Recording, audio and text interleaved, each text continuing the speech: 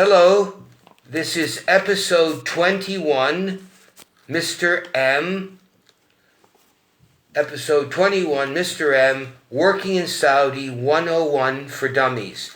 Now this episode is primarily for British nationals.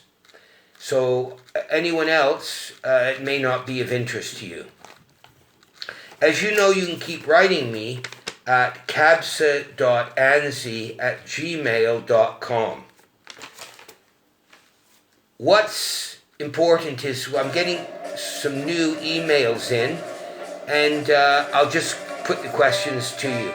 One was asking general points about the FCO, so I'll note some of those points and go through them in the video. One was saying, what about the FCO? What about how will they help me if I'm in trouble?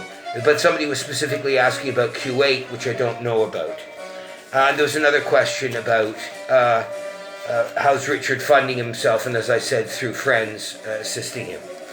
Okay, what does Richard need now? Just to recap, and again, I only send information in a timeline to people that contact me at cabsa.anzi@gmail.com.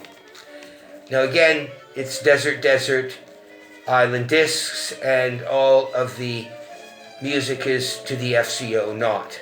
Now, in Richard's case, all he wants now, it seems that after his toing and froing and problems with visiting offices where people were asleep or not there, that he now has no case against him. But what he does need is something to take to the embassy, to take to the airport and say, I can leave this country.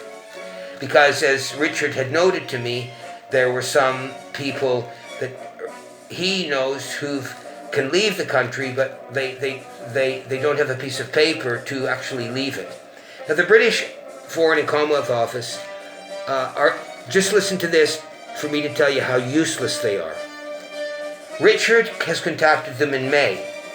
And he's contacted them earlier. Never any help from them. He always had to be proactive. If you've watched my earlier videos, you can see how derisory the FCO has been to him. He has to keep asking. Now, it's absolutely incredible. There was an email from them, and I appreciate this, from a chap called, we call him the Clitheroe Clit in Cairo, in late June, early July, from them. And I quote from the British Embassy there. I think people often misunderstand the embassy's role when they get into trouble overseas and think we have a magic wand we can wave to sort out things for them, but that is not the case. Isn't that incredible? That's basically saying we can do very little. And there was an earlier one from the same chap which said, some people are confused with what we do. It's like asking a plumber for a loaf of bread. Can you believe it? The arrogance of these people when you're in trouble. And none of them has the spine to put up what Richard has done for 666 days. I dare any of them to go without their PIMs for 666. And by the way, in their British embassy in Saudi, they can have fire water. That's allowed. That's known. So they can have it, but Richard doesn't touch fire water. But they can have it, yeah? Or their PIMs, or their holidays. They're a disgrace. Now there's £1 billion spent on the FCO with 30,000 people. And this is what they give to Richard. He wrote them again in May, okay? And he asked the FCO to assist him. Just go to a lawyer. After so long there, yeah? So long. And he just kept, then they tell him to contact the Saudi Human Rights Commission. Isn't that an oxymoron? However, when, as we've said in Saudi, Richard's gone to many of these organizations, and of course, there's nobody there. They don't answer. The website's down. Ministry of Interior, Public Prosecutor's Office. To be fair, there's one girl with an Arabic name in Riyadh who actually contacts the prosecutor. What Richard needs now, simple. British Embassy, contact the Saudis that you know and say, Richard Hicks, not blocked, please give us a piece of paper or send us an email so we can take it to the airport and leave. Does that require anything? I mean, they're drawing this out.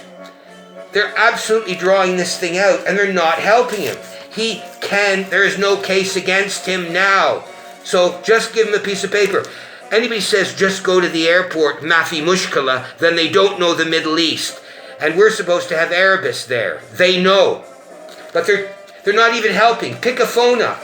Now look, if Philip Hammond in earlier interviews, episodes, could help out this guy, Mr. Andre, well, it's not in his remit to help out something that's going through a Saudi process. But he did, and he grandstanded himself. I mean, it's a disgrace. They do nothing. So what do I think from this? Well, they'll all use COVID-19. But here's what I think we do. Takes it farther than Richard, the Free Richard H campaign. The FCO needs a real clean out. Of course it won't happen under Labour or Conservative because the swivel servants stay. But really, an oversight and check has to be done. Look, we know within reason, even with waste, what the DWP does. We know within reason what the Ministry of Defence do. We know within reason what other departments do, or should. But with the FCO, it's very clear. And I have sent out a survey to expats and asked them what's the most important thing they'd like to see from an embassy. This wasn't just British, it was other Western expats. They want to go there for help. Go for help. And also, of course, why don't the British, like the other Western embassies, start giving out a passport at your embassy? That's what most people want, a passport. But they don't even do that. Now, for example, if the British Embassy is actually going to take over the International Development Office, well, and you want to influence foreigners, then give some decent scholarships. The British Embassy gives peanuts in scholarships. There's one they tout, I think it's called Shevingham Scholarship. The British are known for not giving them. Well, why not take a lot of wastrel money and pick out future leaders in countries and put them on scholarships? If any people ever come to me and I talk to them and they're foreign, I say, look to the Danes, look to the Dutch, look to the Germans. They offer university tuition very low, and you'll get as good English teaching, or perhaps better. Or if somebody comes to me, as someone did recently in England, they came to me and asked me, what should I do about applying for a scholarship? Because they're a foreign person, they're here working. I said, look at places you never thought about for scholarships. But certainly in Britain, it's a long, laborious process, and there's very few given out. So if you want to invest for influence, then the Foreign Commonwealth Office should do it. Number 2 is, in Afghanistan, Betty in Barnsley, Betty in Birmingham, Betty in Bristol. We used to comment years ago, she'd fall off her chair if she saw the misuse of money given by, the Americans, as someone said to me, made the Afghans drunk on money, but the British hand it out. The Chinese don't do that. If we hand out money to governments we know that are rotten, shouldn't our people monitor and audit the money, not just hand it? But British did this in Afghanistan, and I'm sure they did it in other countries. I don't know if the Loveys said, no, we don't want to hold people accountable. But that's mad. I think also we have to do an audit of what the different levels of people do that are in an embassy. Because really, here's a man, Richard, 666 days being held, and he has to chase them up. And they're arrogant and insolent. And all he wants them to do, they've never done sweet FA, call the Saudis, get a piece of paper for him so he can leave the kingdom. So some fool at the airport says he can leave, there's no case against him, but there may be something there that says, but no paper. I mean, if people here ask me, what about the system in Saudi? There is no system. It is an unorganized place. Now, I'm not being hard on the Saudis, and people know when they go there that it's different than some Western standards. But of course, I would hold the FCO up to no standard. Help Richard leave. Help him leave.